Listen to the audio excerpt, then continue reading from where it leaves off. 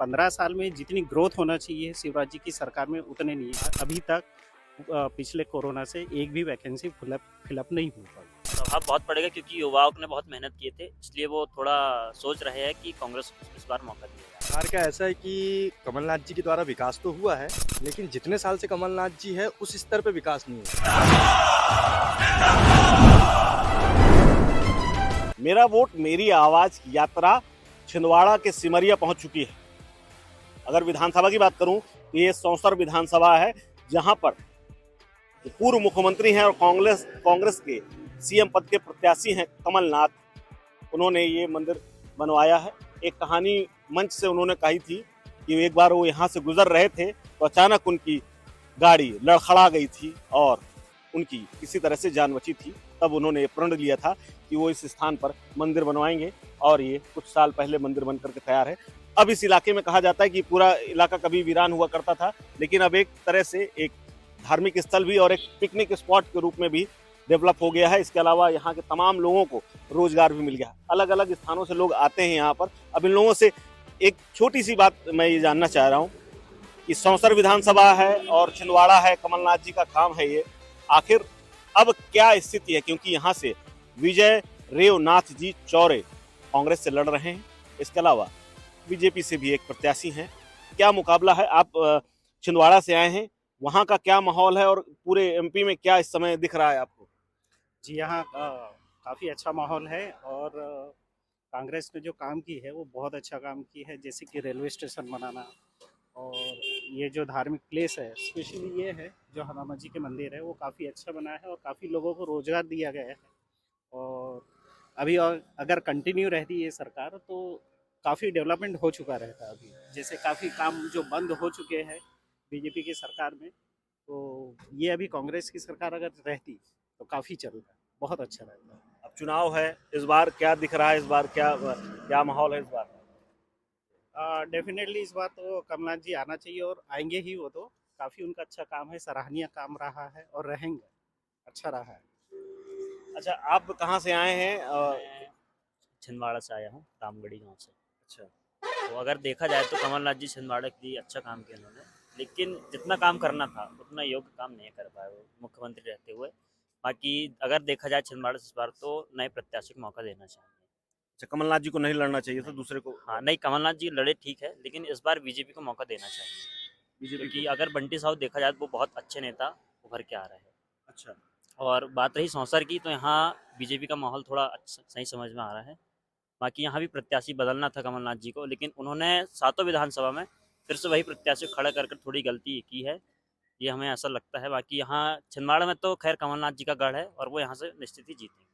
मैं आपको बता दूं, पिछली बार जब चुनाव 2018 में हुआ था, जब सरकार चली गई थी कमलनाथ की, उस वक्त छिंदवाड़ा की जो 7 विधानसभा हैं, उन सातों में कांग्रेस ने कब्जा किया था और इस बार कांटे की टक्कर बताई जा रही है।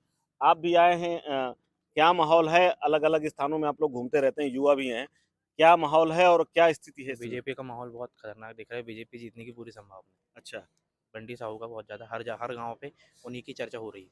अच्छा, और सीएम के लिए शिवराज जी ने अच्छा काम किया छिंदवाड़ा में?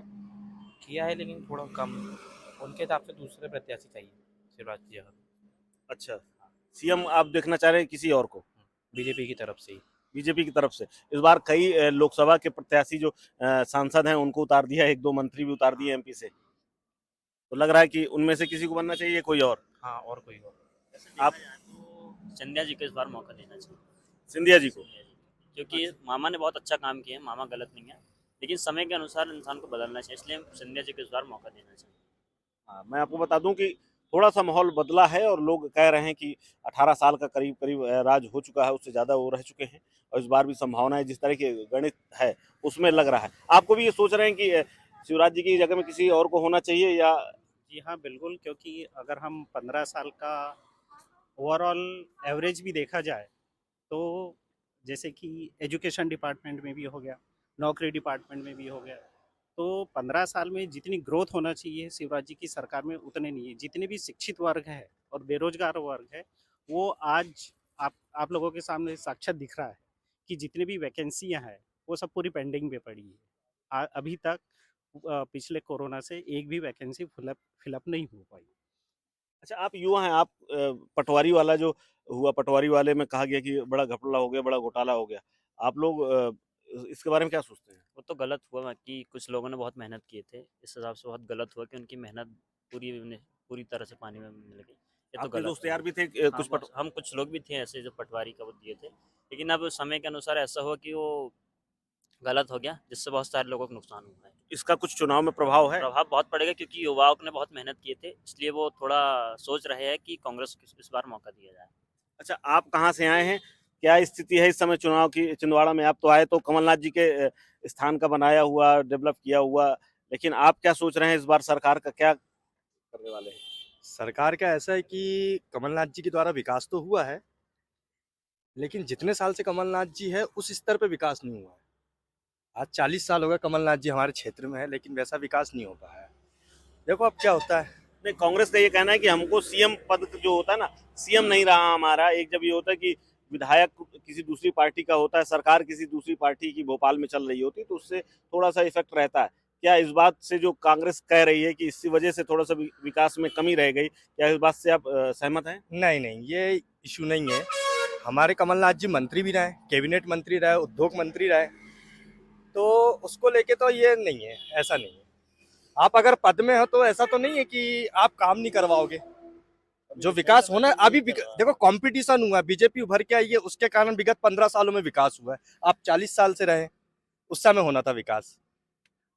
अच्छा, आप अभी रिसेंटली तो अभी यही चल रहा है कि सेंटर में भी बीजेपी गवर्नमेंट थी और एमपी में भी बीजेपी गवर्नमेंट, और मान लीजिए यहाँ पे कांग्रेस के कोई एमएलए बनते हैं तो वो तो मिसकम्युनिकेशन हो गई होगा, आपस में अंडरस्टैंडिंग सही ढंग से सेट नहीं होगी वो तो इसलिए थोड़ी डेवलपमेंट में इसका रेस्ट्रिक्शन हो सकता है। जब तक कंपटीशन नहीं था तब तक कोई विकास नहीं। अब कंपटीशन हो गया, बीजेपी थोड़ा उभर के आ गई, तो अब विकास तो करना पड़ेगा। बीजेपी ये जितना डेवलपमेंट है पूरा 40 साल पुराना सब हाँ। बेस बनाया है कांग्रेस ने, ऐसा नहीं है। कांग्रेस ने बेस बनाया है इंडिया का, इतने एम्स दिए, इतने आईआईटी दिए, इतने इतनी चीजों को मैनिपुलेट किया, पूरा डेवलपमेंट करके बेस बनाया है। ये तो केवल उसको प्रोसीजर में ले रहे हैं, आगे बढ़ ले रहे हैं और उसी का एडवर्टाइजमेंट करते हैं कि हमने किया, जबकि ऐसा नहीं है।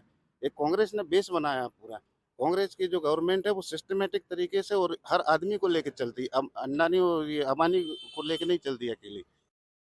मैं बता दूं आपको कि यूपीए की जब गवर्नमेंट थी तब उनके पास उद्योग मंत्रालय का कार्यभार था, और सबसे बड़ी बात ये थी, मुझे जहां तक जानकारी है, कि इसी वजह से, क्योंकि वो खुद उद्योगपति हैं और उद्योगों को की ज़रूरतों को बेहतर ढंग से समझते हैं। लेकिन उस बात की जो कमी जो बताई जा रही है कि छिंदवाड़ा में रहते हुए भी, छिंदवाड़ा के होने के बाद भी यहाँ कोई उद्योग नहीं आया, जबकि बाहरी इलाकों में उनके खुद के अपने उद्योग हैं।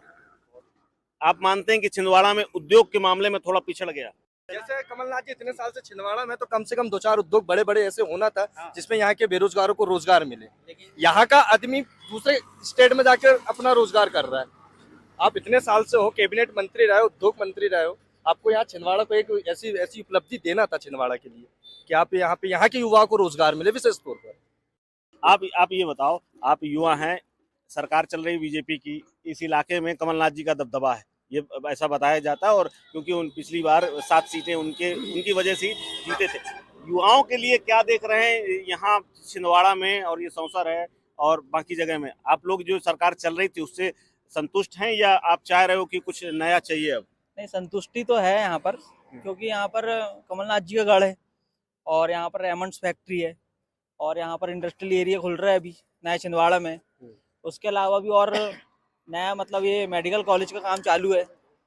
उस हिसाब से कमलनाथ जी मतलब यहाँ पर आना जरूरी है, इसलिए क्योंकि यहाँ पर थोड़ी उन्नति होती है उनके कारण। अच्छा, कमलनाथ जी की वजह से होती। अच्छा, जो पिछली सरकार थी उसमें जो कई घोटाले हो गए भर्ती को, उसका कुछ इफेक्ट है इस बार क्या सरकार में बदलने का? जो आप कह रहे हो कि नहीं कमलनाथ जी चाहिए, तो उससे क्या कोई कमी रह गई क्या पिछली शिवराज सरकार में? नाराजगी है, बीजेपी सरकार से नाराजगी है और हम चाहते हैं कि कांग्रेस पार्टी आए। अच्छा, आप चाह रहे हैं कि हाँ, कांग्रेस पार्टी हाँ, आए। व्यापम घोटाला भी हुआ था इसके पहले, घोटाले के ऊपर घोटाले होते जा रहे हैं। आप कितना दबाओगे? कितना व्यापम घोटाला, कितना बड़ा घोटाला था, कितने लोग मारे जा चुके उसमें, कितने लोगों का डॉक्टर बनने का वो हो गया, 20-20 नंबर वाले डॉक्टर बन चुके हैं उसमें, और अच्छे जो पढ़े लिखे जो 4-4 साल कोचिंग कर रहे हैं वो घर में बैठे रह गए। तो एडवांटेज डिसएडवांटेज दोनों तरफ निकलते ही हैं। अभी जैसे हम लोग ने भी पीएससी वगैरह दिए है। मैं अभी सोचिए कि 2019 का अभी इंटरव्यू हुआ है, हाँ, और अभी 2020 का अभी तक कुछ भी नहीं आ पाया, और 2021 की फिर से पोस्टपोन हो गई है। तो इस टाइप से क्या होता है ना कि ये बेरोजगारी जो है केवल एक प्रकार से ये केवल डिले किया जा रहा है। और जैसे इन लोग अभी सेंट्रल लेवल पे देखा जाए तो मोदी जी बोलते हैं कि मुफ्त की रेवड़ियां ना बांटे। अभी आप उनके ही अभी देख लीजिए, शिवराज सरकार कितनी मुफ्त की रेवड़ियां बांट रहे हैं। अच्छा, आप ये बताइए कि क्या आपके घर में किसी को लाडली बहना का लाभ मिला?